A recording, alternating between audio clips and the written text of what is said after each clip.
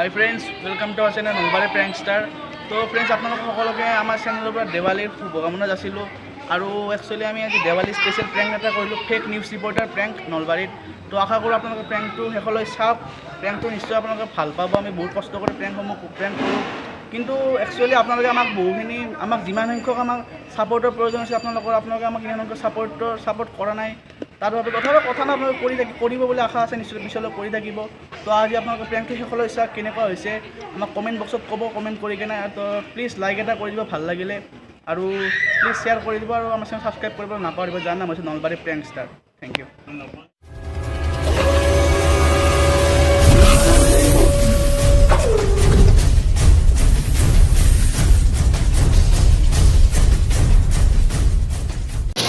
চেনেলৰ পৰা আহিছিলোঁ তাৰমানে দেৱালীৰ আৰু কেনেকুৱা প্ৰস্তুতি চলিছে অলপ কৈ দিব তাৰমানে। আমি তাৰমানে এটা চেনেলৰ পৰা আহিছোঁ হা, দেৱালীৰ আৰু কেনেকুৱা প্ৰস্তুতি চলিছে অলপ কৈ দিব আৰু নিউজত যাব তাৰমানে।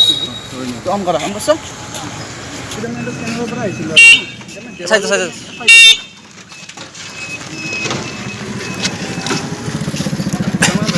দেৱালী কেনেকুৱা প্ৰস্তুতি কৈ দিব আৰু চেনেলৰ টিভিত যাব তাৰমানে।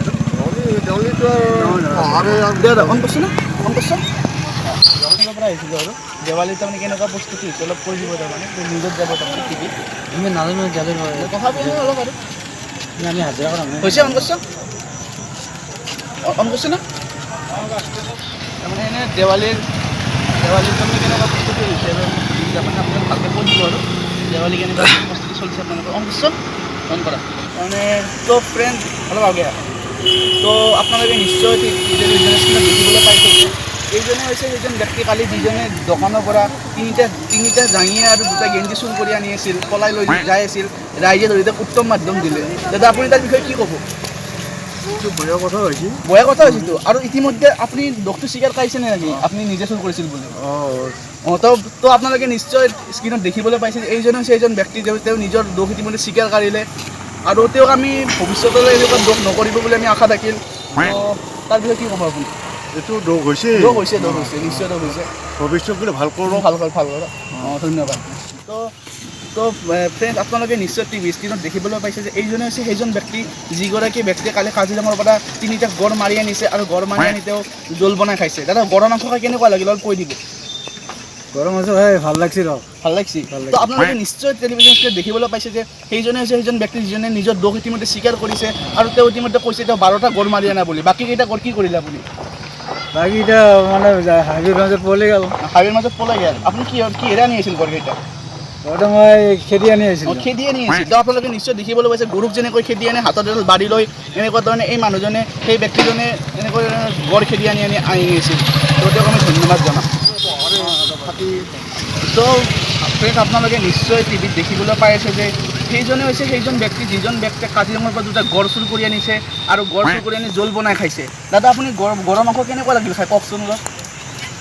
আমি দেখা নাই, ফটো বেলেগ কথা নহয়, আৰু নিউজত ওলাইছেচোন আপুনি বোলে আপোনাৰ ফটোটো ডাঙৰকৈ মষ্ট ৱান্টেড নামলৈ লিখি ওলাইছে, আৰু গড় চুৰ কৰা বুলি কৈছে সকলোৱে। কি এইটো সঁচা নে মিছা আপুনি কওক?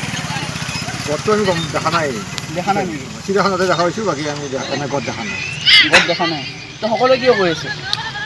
গম নাপাওঁ আৰু কিয় কৰি আছে। তাকেতো।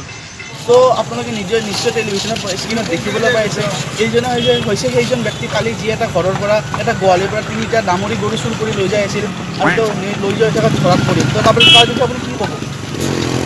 আমি নাজানোৱেই কি আমাৰ চাইছে আৰু গাড়ী কি ক'ম আৰু এতিয়া মানে কিবা এটা অলপ জানি কিবা এটা কৈ দিওঁ আৰু বেলেগ একো নাই। আমি আৰু দিন কাম কৰোঁ, আমি জানো। আপুনি আপোনাৰ দোষ স্বীকাৰ কৰিছে নেকি? মই যে চুৰ কৰিছোঁ, আপুনি চুৰ কৰিছিল বুলি কৰা নাই আৰু। আপোনালোকে নিশ্চয় দেখিবলৈ পাইছে এইজন ব্যক্তি এতিয়ালৈকে তেওঁ নিজৰ দোষ স্বীকাৰ কৰা নাই যে তেওঁ চুৰ কৰা বুলি। তো তেওঁক আমি আৰু কি ক'ম, আপুনি কিবা অলপ ক'ব আৰু।